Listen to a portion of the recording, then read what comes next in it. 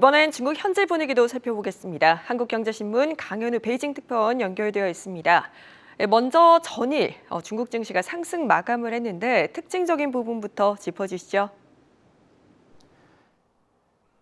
어제 중국 증시는 경기 부양 정책에 대한 기대가 이어지면서 상승 마감했습니다. 상하이 종합지수는 0.34%, 선전 성문지수는 0.73% 올랐습니다.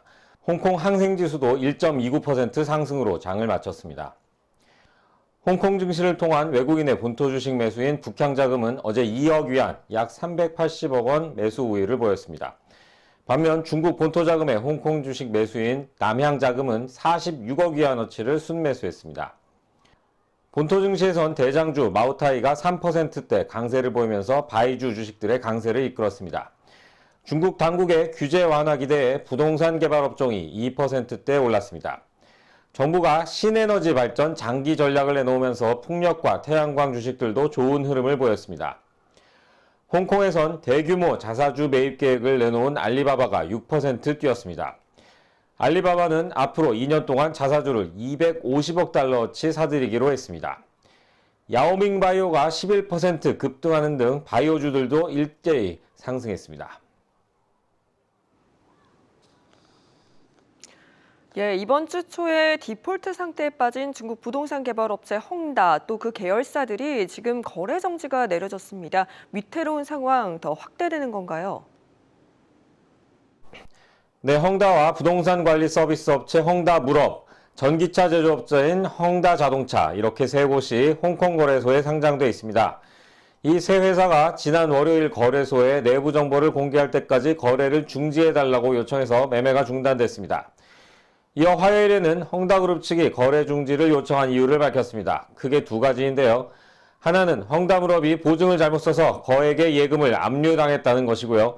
또 하나는 2021년도 감사보고서를 기한까지 못 내겠다는 것입니다. 헝다물업은 헝다 계열사 중에서 비교적 괜찮다는 평가를 받아온 기업입니다. 작년 10월에는 그룹 구조조정 차원에서 헝다물업을 매각하려는 시도도 있었고요. 당시 매각이 무산됐는데 이미 그때도 이런 숨겨진 부실이 있었던 것 아니냐는 추정을 해볼 수 있습니다. 헝다물업은 134억 위안, 약 2조 6천억 원에 달하는 예금을 제3자에게 담보로 제공했는데 제3자가 원래 채무를 제대로 상환을 안 했고 채권은행이 헝다물업의 예금을 압류했습니다. 그런데 헝다 측은 독립된 조사위원회를 꾸려서 진상조사를 하겠다고만 했고요. 이 압류를 언제 발견했는지 같은 세부 정보는 전혀 내놓지 않았습니다.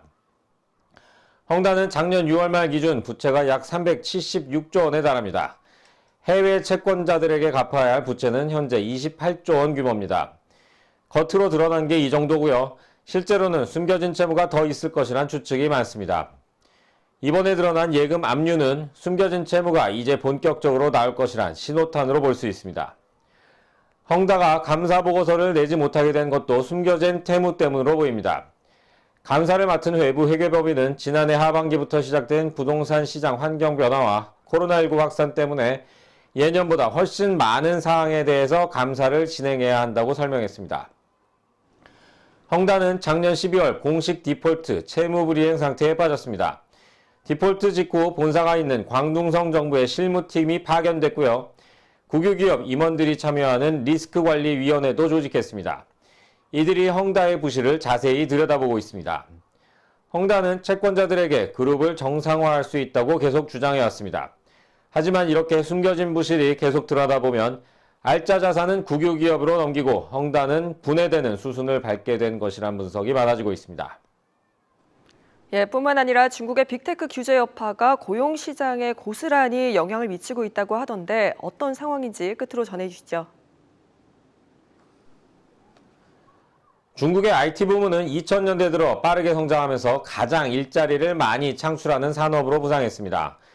빅테크들은 기술 영역은 물론이고 콘텐츠나 교육 같은 다양한 영역에서 일자리를 만들어냈습니다. 하지만 1년 넘게 지속된 당국의 빅테크 규제에 지금은 오히려 고용을 동결하거나 심지어 줄이기까지 하는 상황으로 내몰리고 있습니다. 중국 최대 전자상거래 업체 알리바바 그룹의 고용 규모는 25만 명에 달합니다. 최대 인터넷 기업 텐센트는 10만여 명을 고용하고 있습니다. 그런데 이들이 최근 수천 명 규모의 감원을 진행하는 것으로 알려졌습니다. 짧은 동영상 앱인 틱톡과 더우인을 운영하는 바이트댄스도 고용 규모가 10만 명에 이르는데요. 이 회사도 최대 15%를 감원할 계획입니다. 텐센트는 경쟁에서 밀리고 있는 클라우드 부문, 당국의 규제가 강화되고 있는 콘텐츠 부문에서 집중적으로 퇴사 신청을 받고 있습니다. 알리바바는 적자가 나고 있는 음식 배달, 얼러머, 음식점 평가, 구베이 등 손실이 나는 부문에서 정리해고를 진행하고 있습니다. 다만 이 기업들이 공개적으로 정리해고를 실시하는 것은 아닙니다. 노동법 규제가 강한 데다 당국의 눈치를 봐야 하기 때문입니다. 또 감원으로 인해 사업이 부진하다는 점을 드러내길 꺼린다는 점도 해고를 드러내지 않는 이유로 꼽힙니다. 기업들은 최적화라는 명목으로 직원들을 한 사람씩 개별적으로 접촉해서 집으로 돌려보내고 있습니다.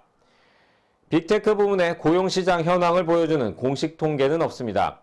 다만 민간 구직정보업체 자오핀이 지난해 실시한 설문조사에서는 응답자의 절반이 자신이 속한 회사가 구조조정을 했다고 답했고요. 4분의 1은 조정 대상에 포함됐다고 응답했습니다. 올해는 중국에서 역대 최대인 1,071명의 대학 졸업생이 배출될 예정입니다. 중국이 올해 1,100만 명의 신규 도시 일자리를 창출하겠다고 했는데요. 규제 여파로 위축된 기업들이 고용을 늘릴지는 지켜봐야 하겠습니다. 지금까지 베이징에서 한국경제신문 강현우였습니다. 고맙습니다.